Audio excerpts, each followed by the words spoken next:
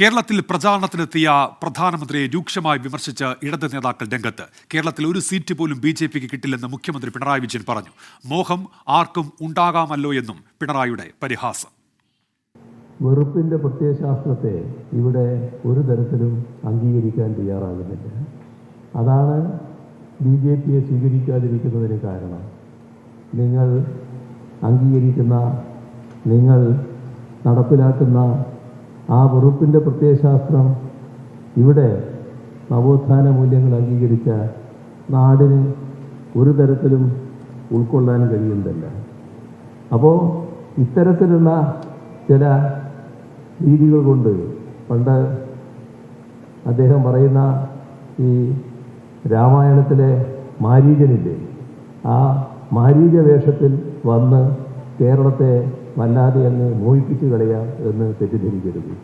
എല്ലാം മനസ്സിലാക്കാൻ പ്രാണിയുള്ളവരാണ് കേരളീയർ. വിഭാഗീയത ഉണ്ടാക്കിയാണ് പ്രധാനമന്ത്രി പ്രചാരണം നടത്തുന്നതെന്ന് CPIM പൊളിറ്റ് ബ്യൂറോ അംഗം പ്രകാശ് കാരാട്ട് കുറ്റപ്പെടുത്തി. മോദിയുടേത് തട്ടിപ്പ് ഗ്യാരണ്ടിയാണെന്നും കേരളത്തിൽ ഇടയ്ക്കിടെ വരുന്ന പ്രധാനമന്ത്രി മണിപ്പൂരിൽ പോകാത്തത് എന്തുകൊണ്ടാണെന്നും CPI സംസ്ഥാന സെക്രട്ടറി ബിനോയ് വിശ്വം ചോദിച്ചു.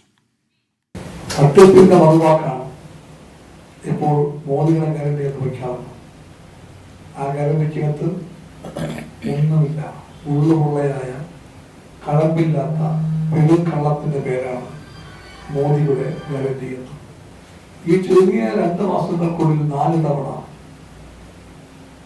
കേരളത്തിൽ വന്നുപോയ ശ്രീ നരേന്ദ്രമോദി